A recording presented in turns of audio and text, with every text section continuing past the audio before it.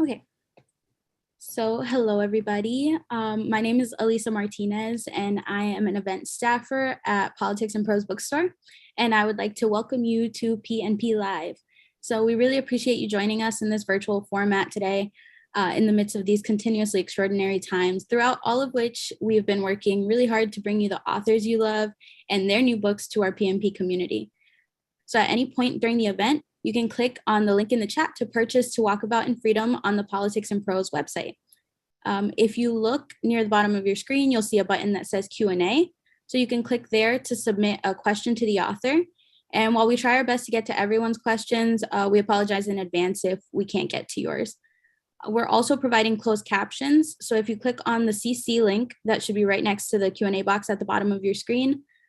Those will be there. So before we begin, we would like to say thank you again for being here. We're immensely grateful for all of you to help keep our business and our spirits afloat.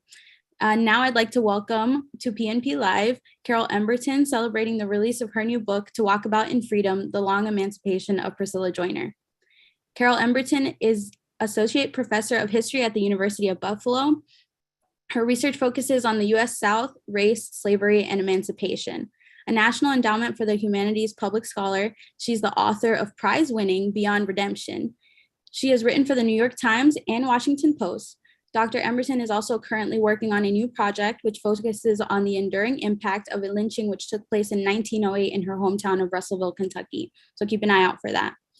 Weaving together illuminating voices from the charter generation, To Walk About in Freedom gives us a kaleidoscopic look at the lived experiences of emancipation and challenges us to think anew about the consequences of failing to reckon with the afterlife of slavery.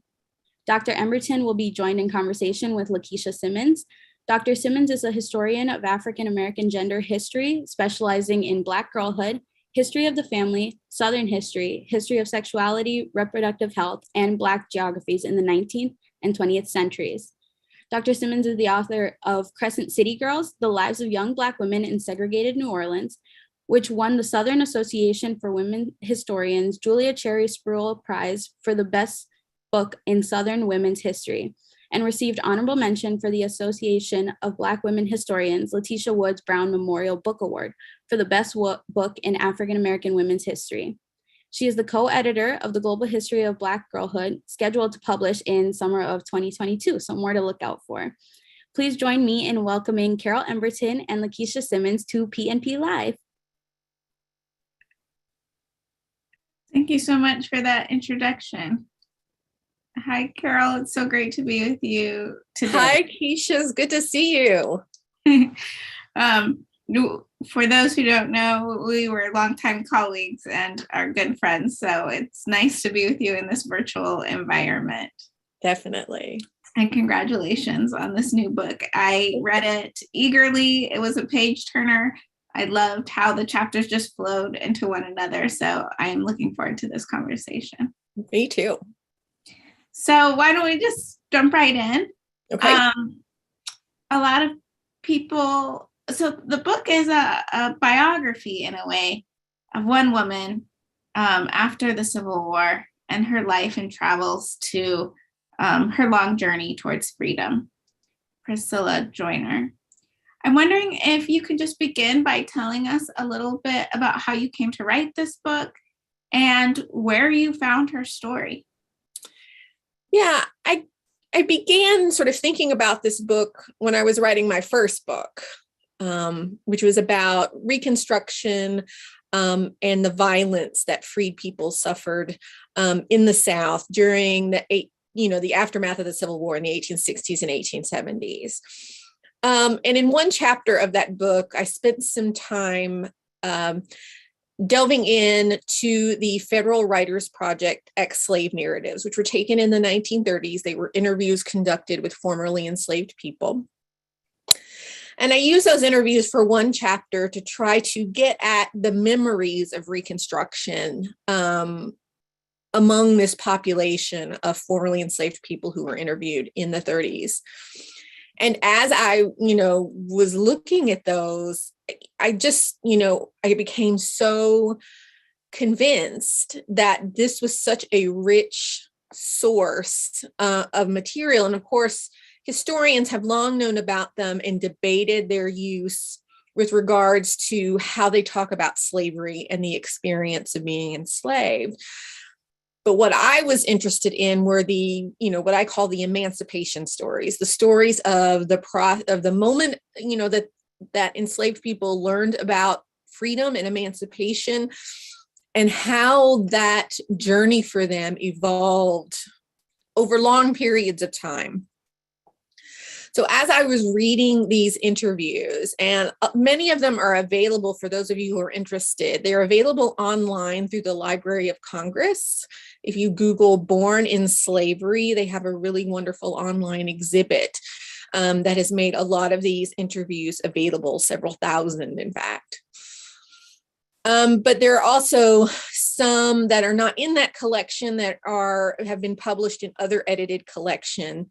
And one of those are the Virginia ex-slave narratives in a volume called Weevils in the Wheat. And it's in that collection that I was reading where I found Priscilla Joyner's narrative. And it just stood out to me, for one thing, because of its length. It's quite a long interview in life history that she's giving, and many of these interviews are quite short. And it touched upon a kind of journey that was so personal to her, that centered on the question of who her parents were and who her people were, where she belonged. And it was so evident to me that it was really about one person's sort of journey to find acceptance and love, that I thought this is a really interesting way that we really don't talk and haven't talked about the journey of emancipation in this way. If you read stories about emancipation in the United States, they're often about political and legal transformations. And we don't often or haven't seemed to be able to sort of talk about these very intimate, very personal journeys that run parallel to those legal and political transformations, but are much harder to get at.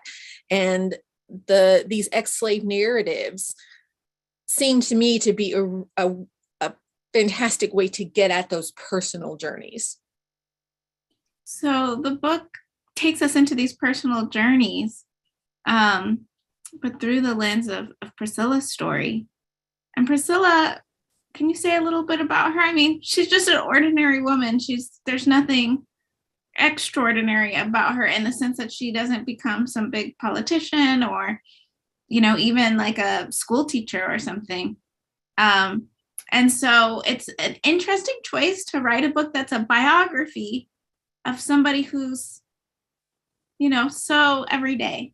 Yeah. And when I was writing this book proposal and talking to various potential publishers about it, I had several publishers tell me, well, we don't think we can really sell a book that's about someone that no one has ever heard of.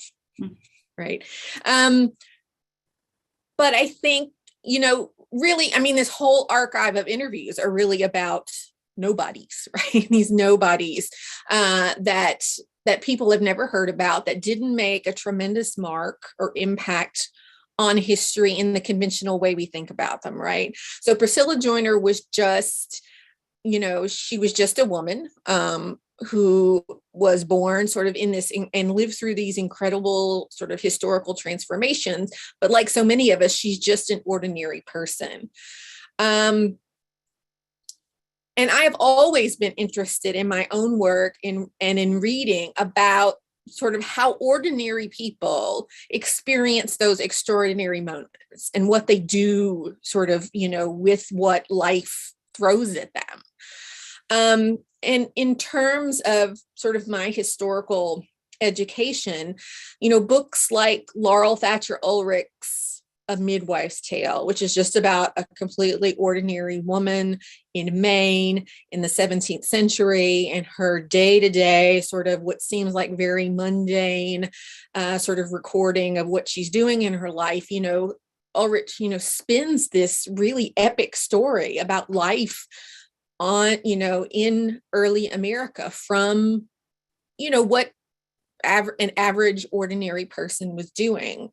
The same with All God's Dangers, the life of Nate Shaw. Nate Shaw was just a sharecropper, right, in rural Alabama in the late 19th and early 20th century.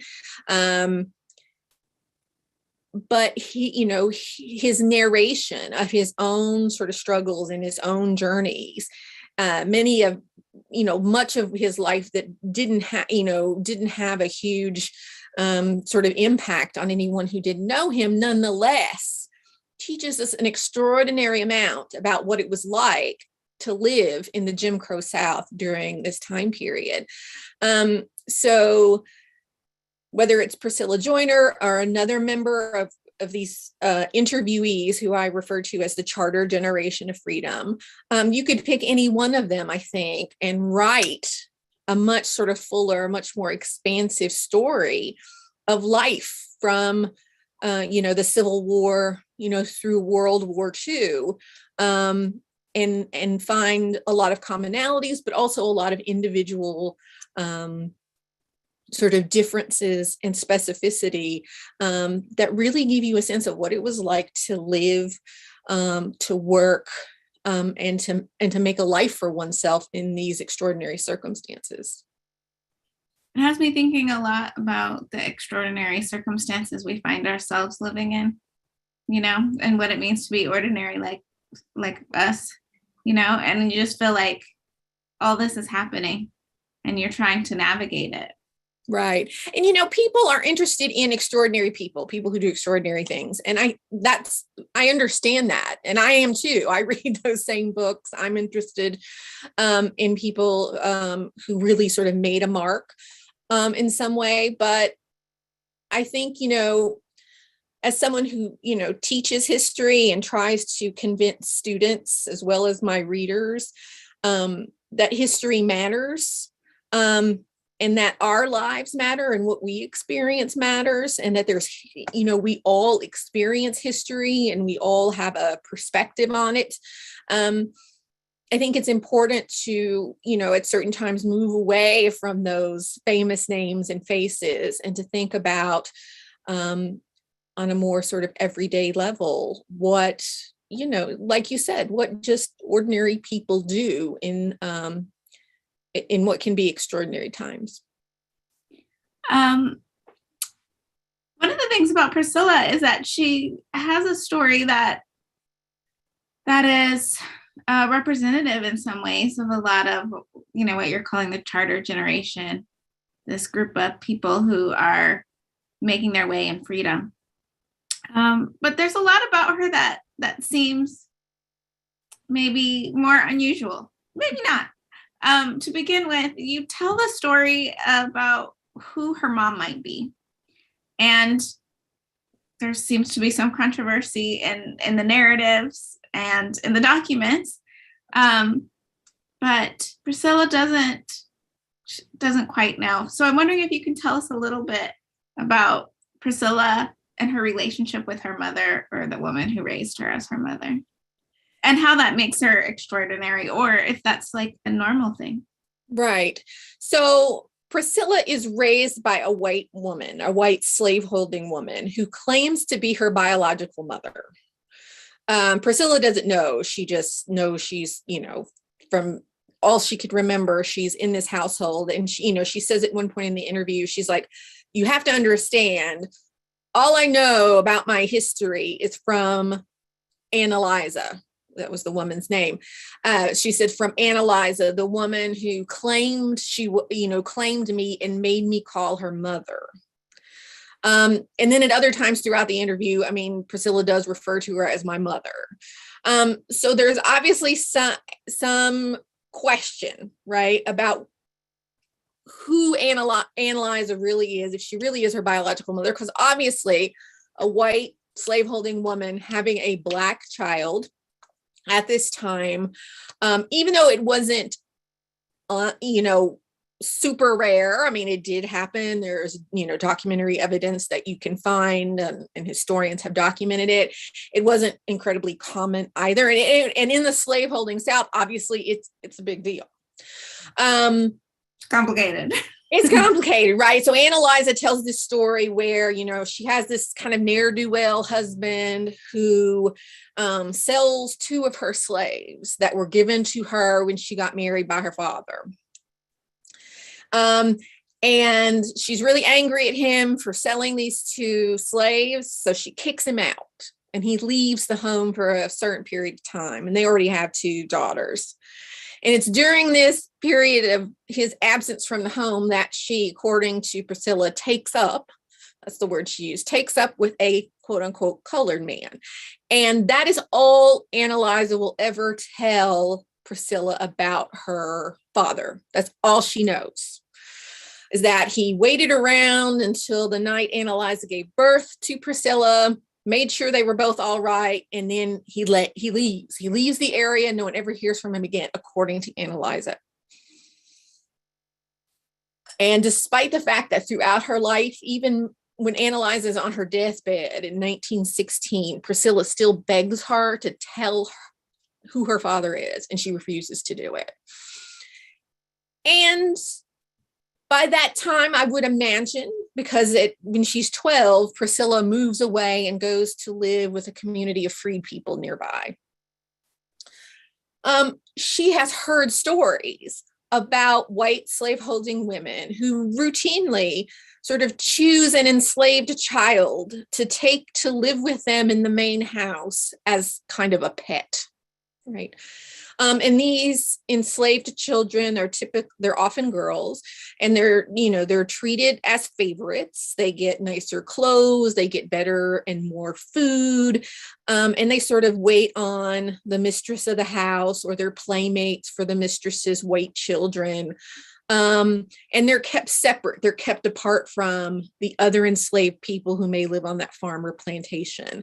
And they're sort of alienated from them, and it's intentional. Right. So these white slaveholding women manipulate these young children, manipulate their affection, ply them with these material comforts in order to draw them away from their actual parents, their biological parents, and their other friends and family who are out there in the enslaved community. And this causes, and a lot of these stories are told in the Writers Project interviews, and these leaves these children with lifelong sort of trauma, right? Mm-hmm. Because even once they go back to live with their biological families after the Civil War, after emancipation, they still feel this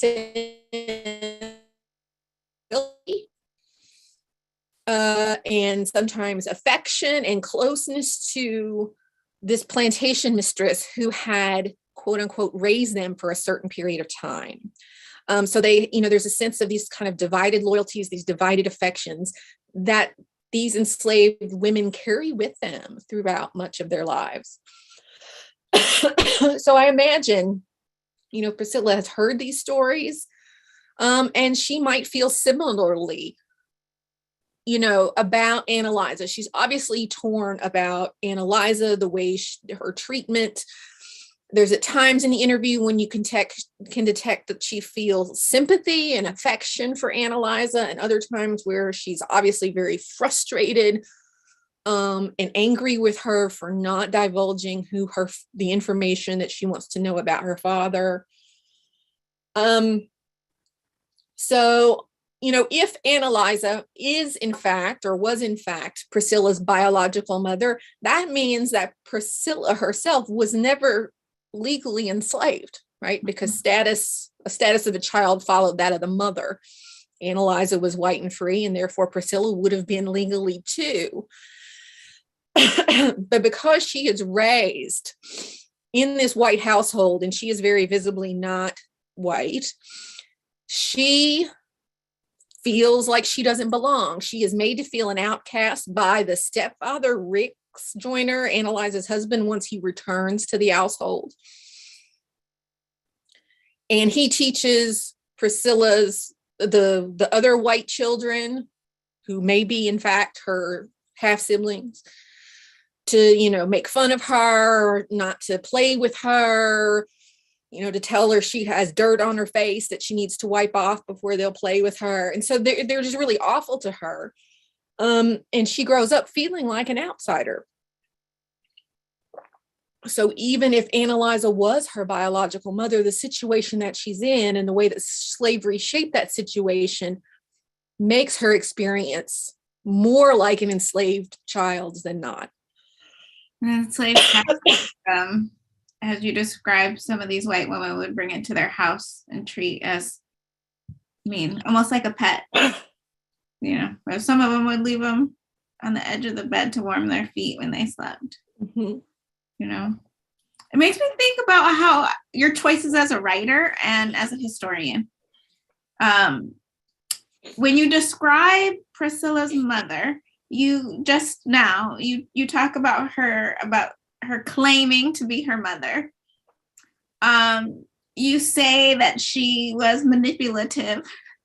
And then you also talk about that moment on her deathbed where she kind of refuses to divulge the truth of Priscilla's parentage.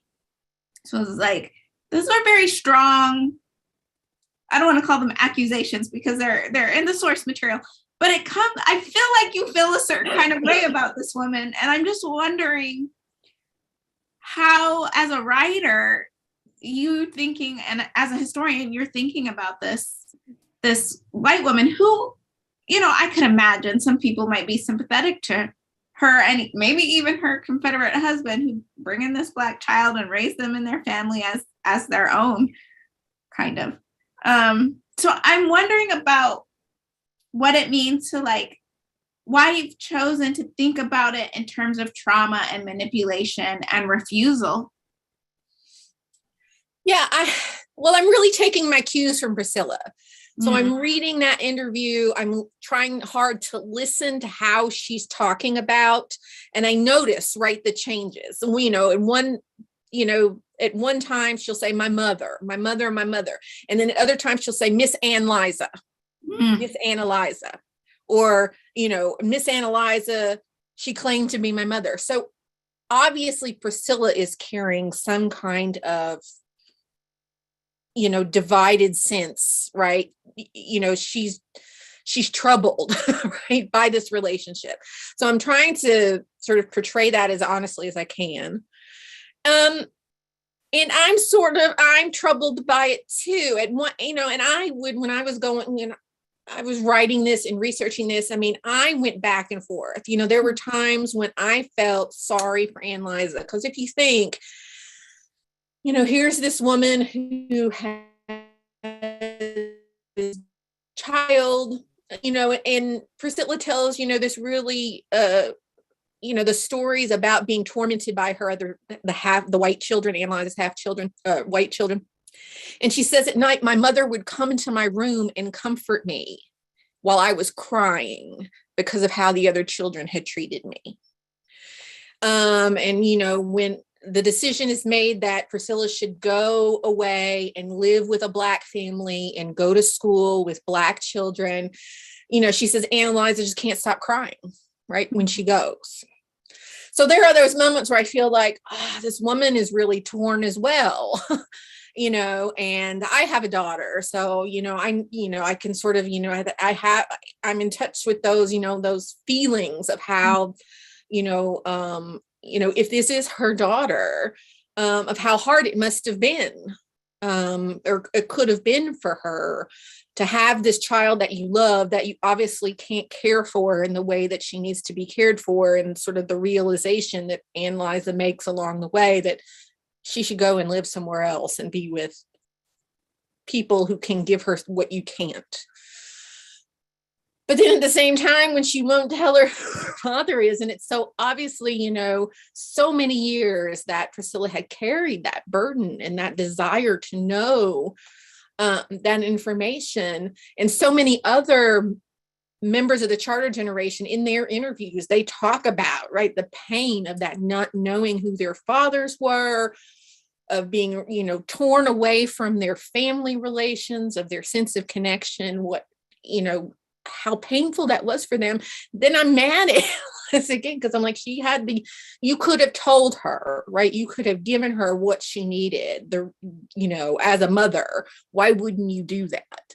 So Yeah, I mean, so I talk about the woman who claims to be her mother. I talk about, Annalisa tells the story about her birth because historically that's all we know. We can't really know for sure. And I want to be true to the feelings that I see Priscilla having, as she's talking about it. It almost seems like that refusal becomes evidence of her control and manipulation all the way, you know. Yeah. Maybe this is a good time to bring up a question of love, because you said in our little intro about how this long journey to freedom for this charter generation, this first group of people really striking out and trying to define what freedom was to them, was also about like finding kin and love. So maybe you can say a little bit about how you came to understand love as like a central part of the story of this post-Civil War period. Yeah. So, really what I'm writing about and what this whole book is about is sort of the emotional qualities of and it's sort of the emotional emancipation. And during slavery, I mean, you can see, with all the wonderful scholarship that's been written about enslaved families, enslaved marriages, and thinking about Dana Barry and Tara Hunter. Slavery, while it existed, always mediated in some way or another the love that freed people were able to sort of express and own in some ways, right? So Tara Hunter writes this wonderful book, Bound in Wedlock, about the importance of marriage for enslaved and then for freed people after the Civil War. And the whole, the saying was at the time, marriage vows for enslaved people were till death or distance do you part, right? Because slavery could break up a family, could break up a committed relationship, and did hundreds of thousands or millions of times over, because those kinds of relationships did not have any kind of legal sanction that anyone had to recognize or protect. So even though enslaved people obviously loved their children, they loved their spouses, they loved each other, they built communities of love and respect and support, at the end of the day, those relationships, those families, those communities could be torn apart, and were so many times torn apart by the conditions of living, in a slave society. So one of the really great things, of course, about emancipation is now that's no longer, necessarily going to happen. And you can legalize your marriages and get married. You have authority and control over your own children. And, you can now choose who your life partner is going to be. You can change life partners if you want to, or if you don't want to. You could choose not to get married. So all of these new, sort of personal choices are available. And these are the kinds of things that in these interviews, when I'm reading these emancipation stories, that people choose to talk about.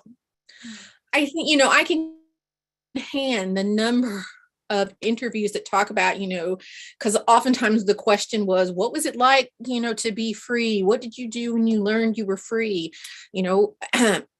People don't say, oh, I went and registered to vote.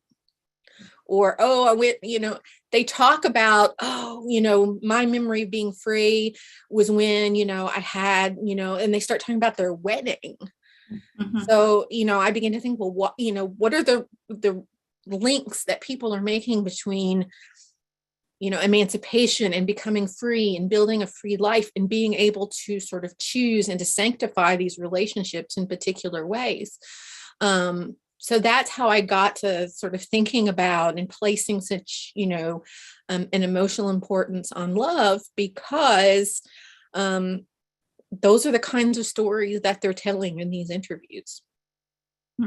That's really interesting to me. for a lot of reasons, partially because I'm interested in love in my own research, but it just makes me think hard about like the centrality of love and what it means to be free and Black life and culture. And it's kind of beautiful to think about that. Mm-hmm. So one of the places Priscilla goes where she starts to kind of connect with others in a way that might be more loving than she was in her family's household, is when she gets sent away by her mom to live with this Black couple. I forget their name, Dancy? Yeah, the Dancys. Mm-hmm. And so I'm wondering if you can tell us a little bit about what that community was like for her and what that community was like when she got there. I think it was called Freedom Hill. Mm-hmm. So it's like one of these all Black towns. So I know a lot of people are interested in those now. And I just wondered if you could say a little bit about the kind of maybe loving atmosphere that she could find there. So when Priscilla is about 12 in 1870, she goes to live about 10 miles away from Annalise's place, near the city of near the town of Tarboro in Edgecombe County in North Carolina. And right next to the town of Tarboro is this community known as Freedom Hill, which is a freed community that was built upon a plantation owned by a man named Dancy, a slaveholder named Dancy, who, by all accounts, gave some of his land to the people he had once enslaved, and also from neighboring plantations. So the story goes, he gave some of this kind of really like the worst land on his plantation near the Tar River that always flooded every spring. He said, okay, you can take this, you can have it, you can build your homes or whatever. And he bequeathed them, gave them this land, and they, built a settlement during the late part of the war and into the Reconstruction period. And eventually this settlement sort of starts, probably Dancy thinks, they're never going to make anything out of this land. It's terrible land. But it grows and it grows. And they have, you look at the census records from 1870 and then 1880 and then 1880, they have, artisans, they have blacksmiths, they have industry. It really becomes this self-sufficient, thriving town, Tarboro, that in the, I believe it's in the 1890s, becomes incorporated and today is known as the town of Princeville. It still exists right next door to Tarboro. And I think it claims to be, I'm not entirely sure, but I'll take their word for it. It claims to be the oldest Black town in the United States. And it's really among this community of freed people, I think, and the Dancys, the Black Dancy family who take Priscilla in, they have boarders from other parts of the South who are coming there to go to school and to work and to do other things, students. And, it's not only where Priscilla learns to read and write and she goes to school, but she finally encounters, right, this community of free Black people who are building a thriving community, who are helping one another, and who are sort of staving off all of these attempts by the local white community to try to limit and, chip away at their hard fought, political and economic and legal gains that they've made. So I see this as she doesn't really talk much about this time. When she talks about living with the Dancys, and she talks about meeting her future husband, Lewis. This is also where she meets him while she's a teenager. So it's obviously a very formative time for her. And, I think you look at the larger history of that little town, I think it's easy to understand why. It's so remarkable to me that he gives him this terrible land that it's better for him to give it away than to keep it himself. That's how bad the land is. And And it's remarkable to me that people could take that and make a thriving community from, what might get washed away every year. Yeah, and it becomes Princeville, the town of Princeville in the early 20th century becomes known as the town of flowers. Because it's known because all of these, very modest little shotgun, houses and, modest clapboard houses that are there have these magnificent gardens and magnificent flower gardens. And of course, Priscilla. That's what I was just about to ask you. Like, can we Priscilla talk is a about renowned gardener. Once she and Lewis eventually moved to Suffolk, Virginia, which is where she is when the interviewers find her in the late 1930s. She's a renowned gardener, right? All over the town. And she, she's showing them all her flowers, and she tells them that all the big white ladies in town come to her for their Easter centerpieces and their Mother's Day bouquet, corsages and everything. And she is just, she's a renowned gardener. So I have to think, this is sort of the lasting legacy and maybe of Freedom Hill and Princeville on her, is this sense that you can find beauty and joy, and you can coax beauty and joy from a really ugly world, and you can find respite and a sense of accomplishment from making beauty wherever you find yourself. I love that so much. And you start and end the book in her garden, and it feels so right to me, especially given the importance of gardens to Southern life and Southern Black life. I just try to imagine in my head what the garden looks like. Mm-hmm. Yeah.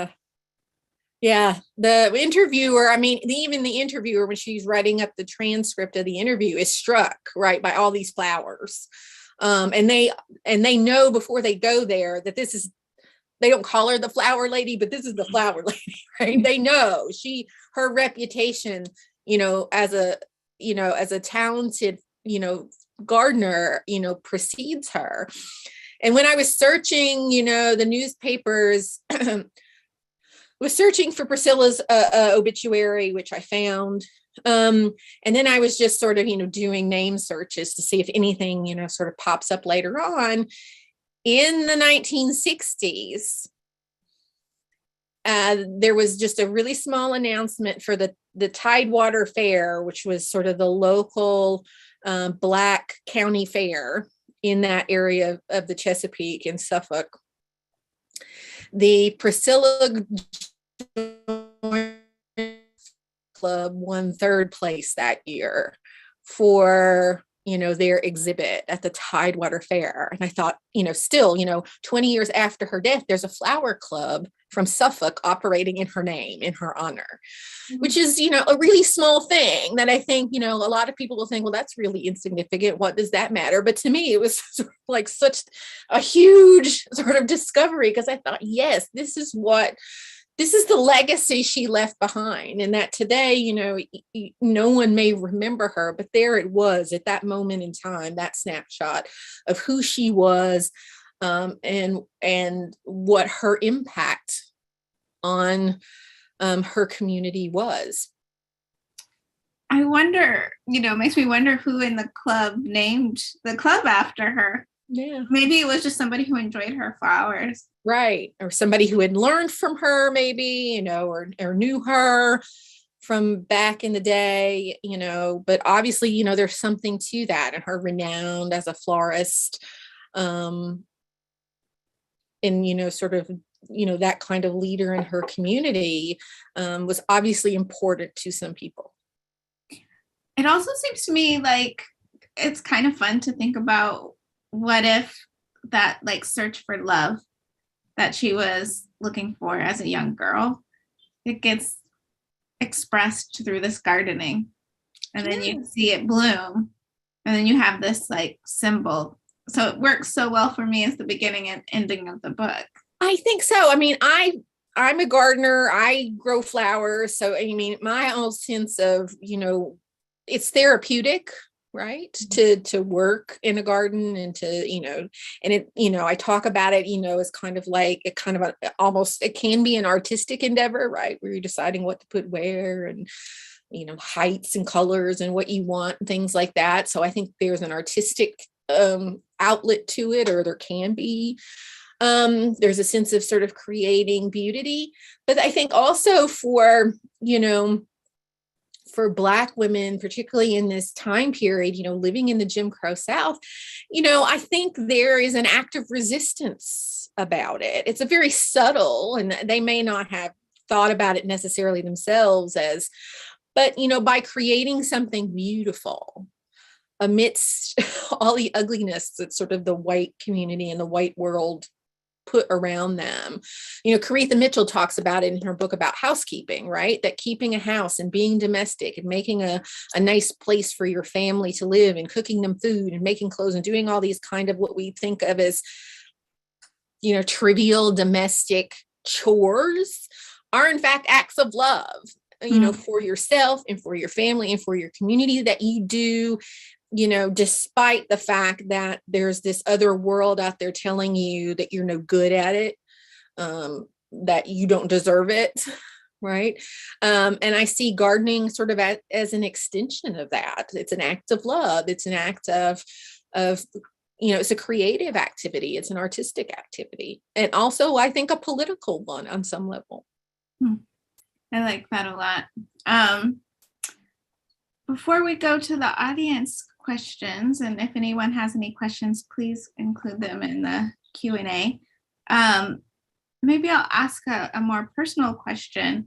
As somebody from the South who has studied a lot and written in African American history, I wonder why you've decided to do that as a historian, and what you think it brings to the moment that we're in now, where there's a lot of debate over what kinds of histories we should be teaching and whatnot, and what we should be teaching our children. And so I'm just wondering if you could say a little bit about maybe your own education as a young person and why you decided to start to study African American history when you had the chance.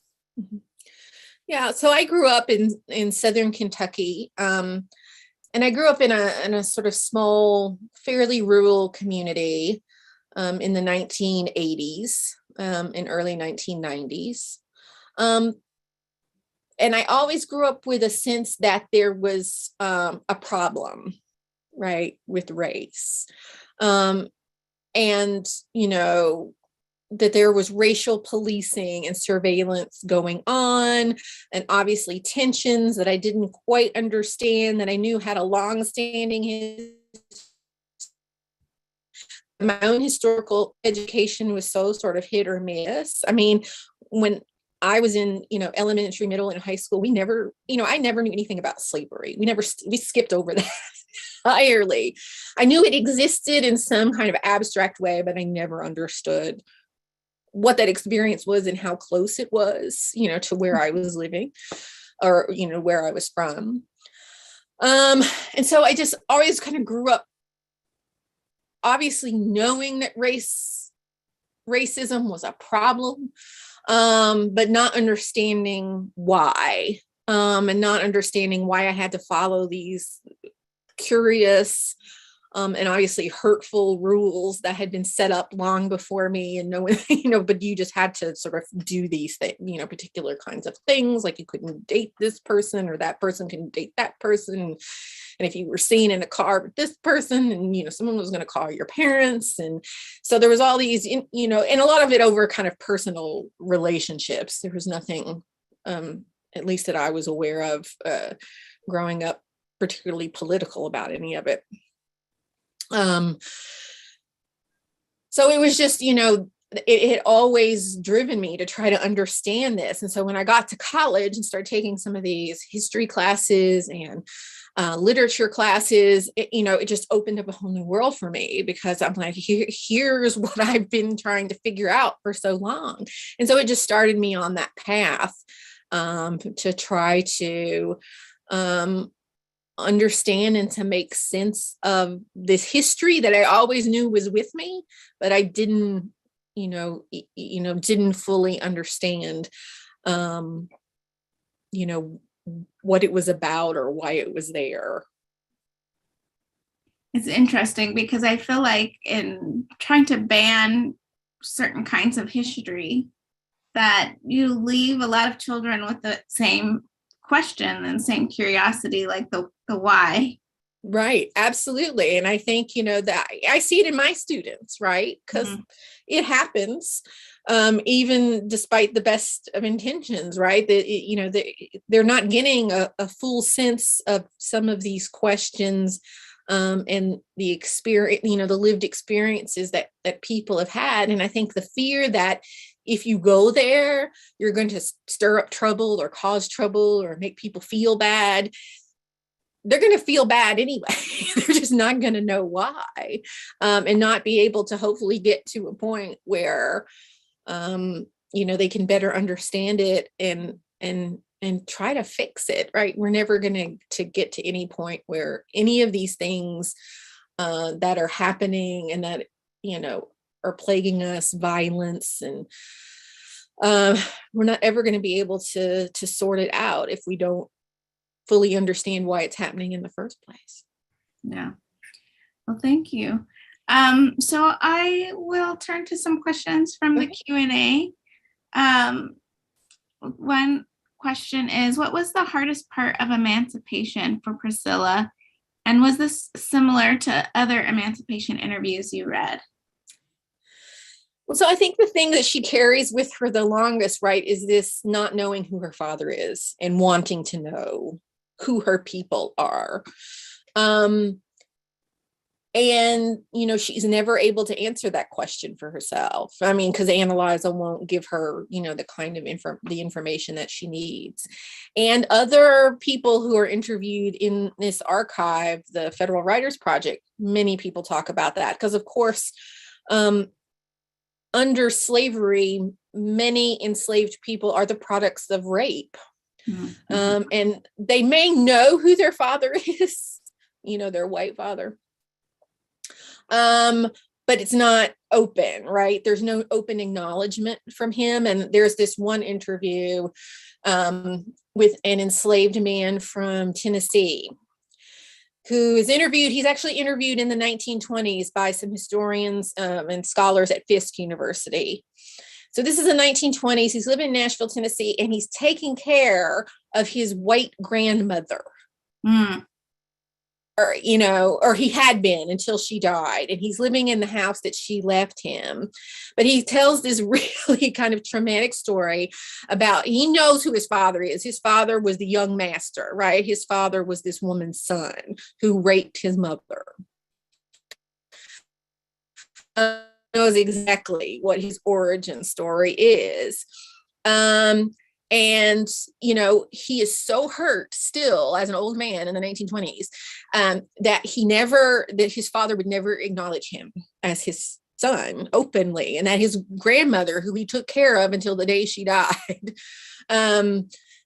never openly acknowledged him as her grandson. And so he tells this story about one day he's on the streetcar in Nashville and he's going by the cemetery where his father is buried. And he gets off the streetcar and he goes up to, he says, "Stop this car. I want to go see my father." And he just goes and he talks about cussing him out. He calls him every kind of a son of a bitch you've ever heard. And he says, no one should, he said, "I wish I could dig him up and kill him again." He's still so angry and he carries so much hurt and resentment. And he knows he knows the story. But the fact that there's that acknowledgement is never there. He never has that fatherly relationship. He's not supported economically, but it's not about the economics of it. It's about that kind of father-son relationship that he never has. And many more people in these interviews, you can find many more examples of people saying just that thing, even when their fathers are Black, right? So their fathers were sold away. They never knew who they were. They didn't have the opportunity to have that loving father figure in their life, and they feel robbed. And that is a pain and a loss that they've carried with them their entire life. I don't want to ruin any of the book, but I do wonder who Priscilla's father was. I have an idea, but I'm not going to say it because it will be, you got to read the book and come to your own conclusions. I have another question kind of related to this, because that hurt that you're talking about is also a kind of trauma that's between the white and Black community. But another question asks, did Priscilla find it easy to connect with other Black people when she was emancipated, despite being raised by this white slaveholding woman? She doesn't say what kind of problem she may have had adjusting once she goes to live with the Dancies. She does say that initially when Annalisa sort of tells her, you're going to live with this other family, she feels initially cast out, right? She feels abandoned. She's hurt. She doesn't know these people. And she actually says in her interview, she says, my mother sold me to these people, which Annalisa is paying for her to go. She's paying this couple sort of room and board to take care of her, but she's not selling her. But that's what she says. She says, my mother sold me to this couple. And she's listed on the 1870 census because she's already there by the time the census taker comes around in 1870. She's listed as living with the Dancy in the Dancy household. She's listed as a domestic servant, which makes you wonder, like, initially, what sort of is her role? How is she being treated? She's expected to do some work for them. She's not necessarily being treated maybe like a daughter. There's some questions, right, that arise to how she may be being treated. Although she says later, when she would go back to Annalisa's at Christmas time, all her, the other Joyner children, the white children, were always admiring her nice dresses. She had new clothes and she had bows in her hair, and she was obviously, so obviously the Dancys were treating her well. Yeah, better than her own. She doesn't really say, although she also does say sort of as time goes on, she wanted to go back to Annalisa's less and less. Mm-hmm. Right. So those periodic visits when she would go back were uncomfortable for her. Yeah. And she says, I was with my people. This was the best thing. She tells Annalisa on her deathbed, she's like, don't, sending me away to live with my people was the best thing you ever did for me. The next question and the ways in which she could integrate with this Black community. I wonder if some of it is like what the place of her being multiracial or biracial was in that. And her husband is also biracial, I think, right? Mm-hmm. So I don't know, that just makes me think about like what her place in that community was and like how she found her way. Mm-hmm. I don't know. Yeah. But, North Carolina had the largest population of free people of color before the war. Right. So they had a very large, and many of them lived in the area where, Annalisa lived. I mean, they're living in the next farm over. Yeah. This is not. One of those guys might have been her dad. Exactly. Right. So there's a large population of free people of color who have this mixed racial ancestry, Black and white, Native and white, Indigenous and Black. So, I think the society itself is a lot more multiracial than we necessarily think about the antebellum South. But it's obviously that, that legacy is another aspect of slavery that freed people are dealing with, right, as they're moving into this new era. Okay, so another question relates to her marriage. For the emancipated women who got married, Were they solely getting married for love? Are there any stories you read about women deciding to stay single and why? Or maybe people who got married that were clearly like maybe not in love, but they did it, for convenience? You know, people get married, now and then for very complicated reasons, right? For a whole host of reasons. And with these particular interviews, you will see people telling sort of these romantic love stories, about, yes, marrying for love, and we chose each other, and I got married. I didn't have any shoes, but he didn't, we didn't care because we were in love. There are those stories. But then there are other stories where women will say, I was by myself. I had these kids to raise, and, I was farming, I had 10 acres to plow and all this stuff. And, I needed to find a man to help me out, because at this moment in time, it is very difficult for a single woman, whether she has children or not, but especially if you have children, to make a living for yourself, especially if you're in these rural worlds. It's very, very difficult. So people certainly, they're getting married because they found someone that they love and that they want to be with, but they're also getting married because that's just what you do. If you want to move up the economic or the social ladder, if you want to have a more comfortable life, it takes two people to do that. There are also stories of domestic abuse, of people trying to get out of relationships, right? We shouldn't, and I try to work really hard in the book not to sort of over romanticize marriage, because there's plenty of evidence for domestic abuse and women trying to get out of relationships where they're being physically, assaulted on a regular basis and are fearful for themselves and their children. And there's this one girl, her name's escaping me at the moment. She gets interviewed and she talks about, she's like, I married so-and-so because I loved him, but it turned out it was a mistake. It was a bad marriage. We split up. And the question was, why did, you never got married again? And she's like, no, once was enough. Once was enough. So I think, it runs the gamut. Just like today, people get married for a variety of reasons. Just because it's one thing doesn't mean it's not also another. So you can love somebody and recognize that you need them, to help you live.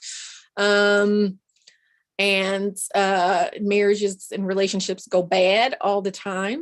And people try to get out of them, in a variety of ways too. Oh, thank you.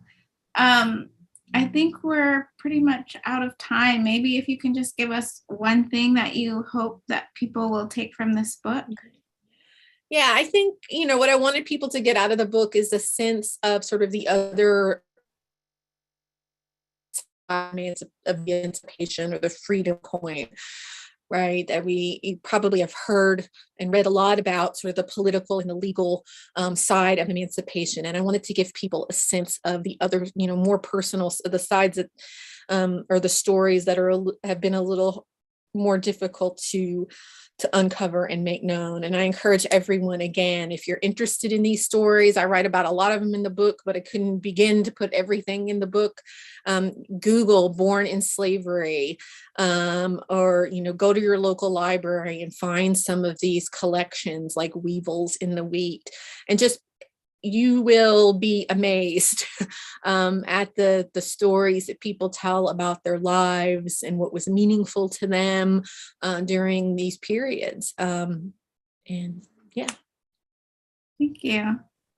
All right, thank you both so much. So I just want to say thank you, Dr. Emberton, and thank you, Dr. Simmons, for being here today, for taking the time, and also for that really remarkable discussion. I'd also like to thank the audience here today, as your patronage is really what allows us to bring you programming like this. And we wouldn't be able to continue to host these types of events without the book sales to support them. So please support Dr. Emberton and Politics and Prose by using the link, which we have posted in the chat, to purchase To Walk About in Freedom. And be sure to keep an eye out on our website for current event listings, as we have plenty of excellent events to attend virtually and now in person as well. So thank you again, Carole and LaKisha for joining us today. Keep well read, everyone, and enjoy the rest of your day. Thank you. Thanks everyone for coming. Thank you. Bye. Bye.